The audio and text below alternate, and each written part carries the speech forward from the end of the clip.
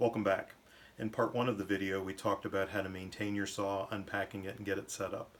In this part of the video, we'll talk about how to actually hold your saw and how to use your saw.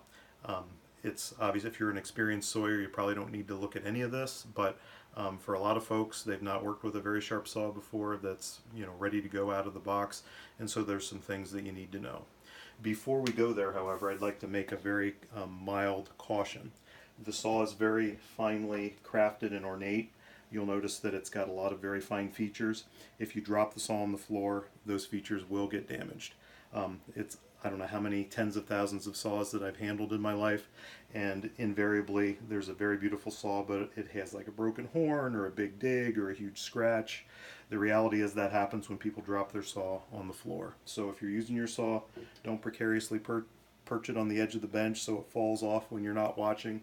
When you set it down, set it back out of the way, put it in the tool tray, do whatever you need to do with it, but just be aware of the fact that if you drop this on the floor, unless your shop has carpet on the floor, it probably will become damaged.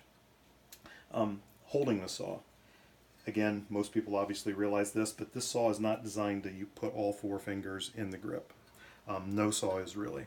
All saws are designed for a three-finger grip. That is, your index finger pointing along the back, middle ring, and little finger in the handle. You'll notice there's plenty of room there, and then your thumb on the other side. So you want to grip it comfortably. You don't need a vice grip, but do not try and fit all four fingers in the grip. It's not designed for that, nor will it be comfortable to use that way.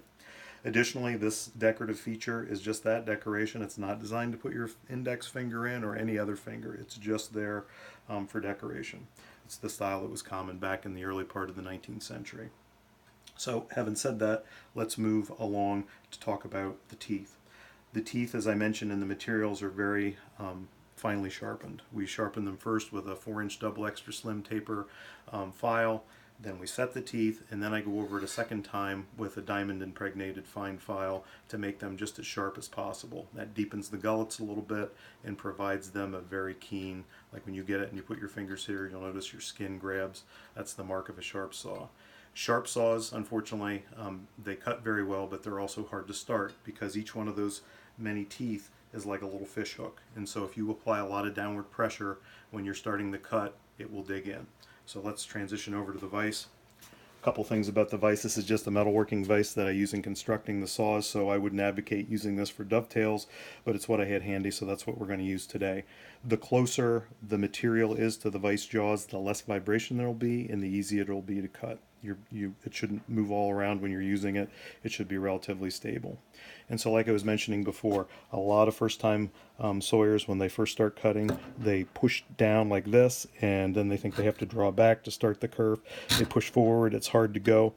That's the wrong way to roll. What I used to teach people is just pretend you're sawing in air, not even contacting the work. Then gradually come down to the work and just saw back and forth just a little bit, and then you're off to the races. Once that's perfect started, you're on the way.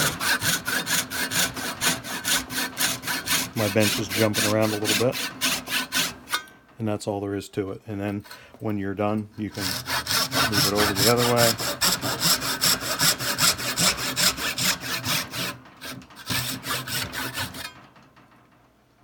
You can see the very fine tracks. Each striation is one saw length, and that's all there is to it. This is oak. The harder the wood is, the harder it is to cut. Oak is obviously, in fact, this is white oak, which is harder still.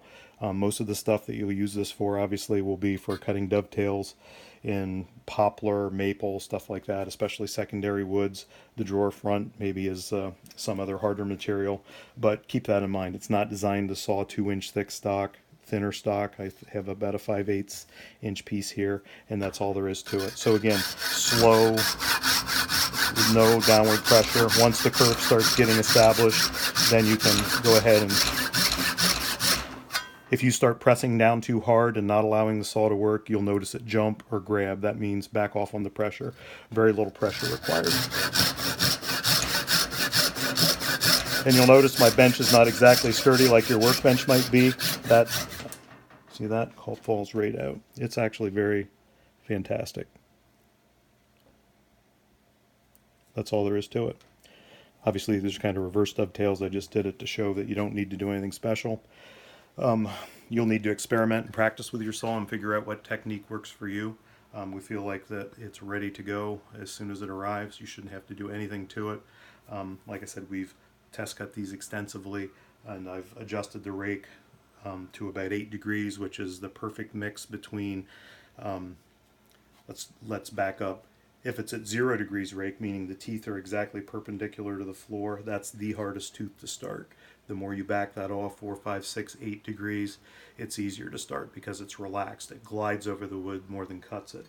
I find that 8 degrees is a good all-purpose rake for people that might have some experience but aren't professionals. I personally like a little steeper rake around 4 degrees because I obviously am used to sawing, and the steeper the rake, the more aggressive it cuts and the quicker it cuts. I like quick as opposed to long, but we feel like a good compromise is 8 degrees, and in fact that's what Diston used back when they were selling tens of thousands, hundreds of thousands of saws a year, is 8 degrees. They used to do it at 0 and they backed it off to 8. So a little bit of saw history and trivia for you there. The bottom line is if your saw grabs, jumps in the cut, it's because you're pressing too hard. Relax, work at the arm, just let it do the work. Have a nice sturdy bench that doesn't jump around. Make sure your work is clamped relatively close to the jaws, and you'll have no problems whatsoever. Obviously you have my email because you bought the saw, so if you have any questions after the sale, please drop me a note. Be happy to address any concerns you might have or questions, or even what's coming next at SawWorks. So thanks again for purchasing our product. We hope to see you again soon. Thank you.